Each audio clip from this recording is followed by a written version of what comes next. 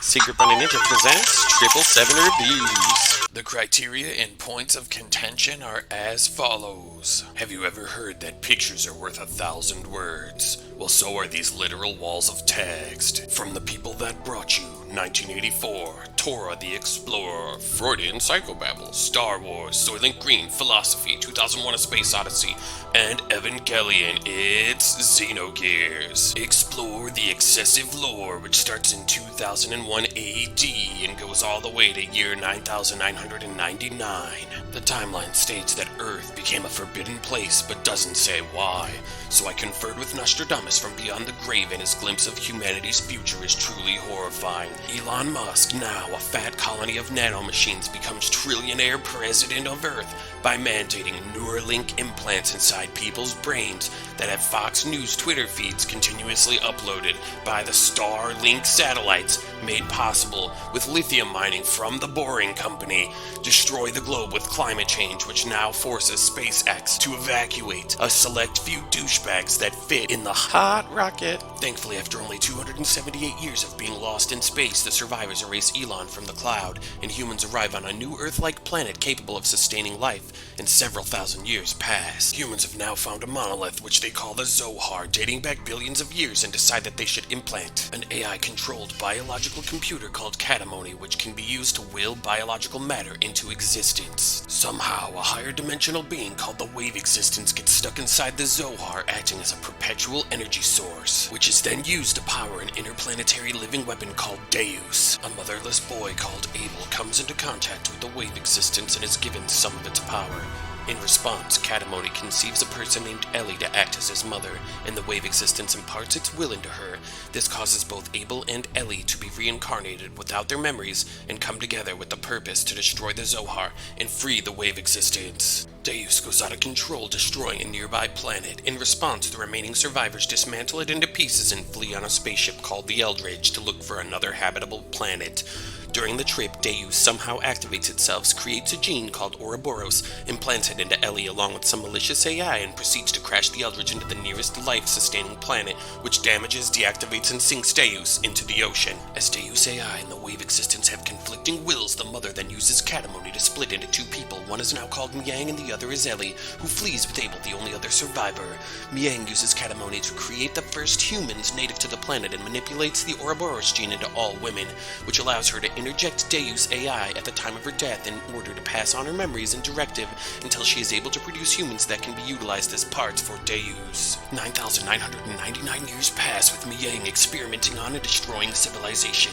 During this time, some humans develop magical powers called Ether due to the influence of the Wave Existence. One of Abel's incarnations, Lacan, splits into two after seeing Ellie die, causing him to become a sociopath named Graf, who can possess Abel's incarnations and seeks to destroy everything he can with the power.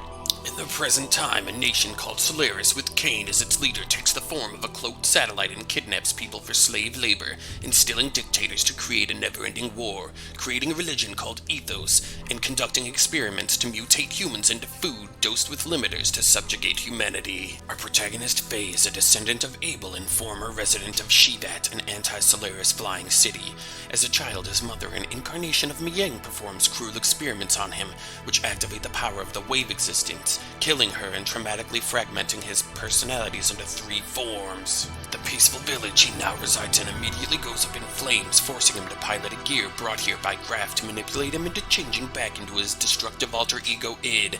Afterwards, the villagers banish Faye. We join pirates, descendant of royalty, overthrowing Ava, killing the commies in Kislev, eradicating the Ethos, liberating Nissan, and partnering with Shivat to stomp Solaris, liquidating the landscape, suppressing the Soylent system, and assimilating the anima relics. Krillane is revealed to be aligned with Miang and kidnaps Ellie. Utilizing an artificial contact named Ramses, Cain is killed for preventing the use of an artifact called the Geisha Key by the Gazelle Ministry, which raises the remnants of the Eldritch containing Deus and morphs those who are fit to be his parts into angelic creatures. Afterwards, Krillane deletes the Gazelle Ministry and absorbs the knowledge from a database on board the Eldritch called Raziel's tree, giving him the knowledge needed to revive Deus. Miang is killed by Ramses in front of Deus, possesses Ellie, and along with Krillane are absorbed into him. While Deus starts devouring the planet's people, Faye manifests Id, who in turn destroys Shavat and flies off towards the Zohar. Id tries to absorb Faye's other personalities unsuccessfully, and it is divulged that their mother Karen protected Faye from Miang at the last second. The truth of the matter causes Faye and Id to come to an understanding, and their fragmented personalities become whole, which manifests as Xenogears, allowing Faye to finally defeat Graf. It is revealed that Graf was possessing Faye's father Khan's body, and that during brief periods of lucidity acted as wise men in Faye's best interests. The Khan-Graf-Wiseman combo then informs us that the Zohar is attempting to absorb Faye as he contains part of the Wave Existence's power, which would make Deus whole and substitutes himself, giving Faye time to escape and head toward the final battle. Deus's plot is thwarted when Faye and company destroy the Zohar, freeing the Wave Existence, defeating the incomplete Deus, obliterating the Ouroboros gene, and freeing Ellie from Miang's will. To protect the world from being destroyed by the discharge of energy generated when that Wave Existence breaks through dimensions, Ellie drags Deus outside the range of the planet just in time. The ensuing explosion causes a temporary dimensional rift, and Faye pulls Ellie safely out with Xenogears, causing the cycle of reincarnation to cease, and Krillane to ascend with the Wave of Existence to a new dimension. The true highlight here is that the obsessively original story and intricately intense characters steal the show. The turn-based battles are done both in and out of your gears and utilize the game's magic system called Ether, but don't incorporate unique systems outside of the cool factor of riding robots. At several times in the sewers and the final series of dungeons, we've run into several setbacks by way of boring backtracking, poor platforming, ponderous puzzles, and maddening mazes, which negatively impacts the replayability and immersion. It has a mostly satisfying soundtrack with a bit too much repetition, making the unique events and muted artwork feel unfinished, resulting in a final score of 5.25 out of 7. Thanks for watching. What game would you like to see get the 777 treatment next? Let me know in the comments below. It is my goal to get monetized and do this full time, so if you enjoyed the video, please like and subscribe and join my Discord in the description below. And for bountiful bonuses such as early access, you can support me on Patreon.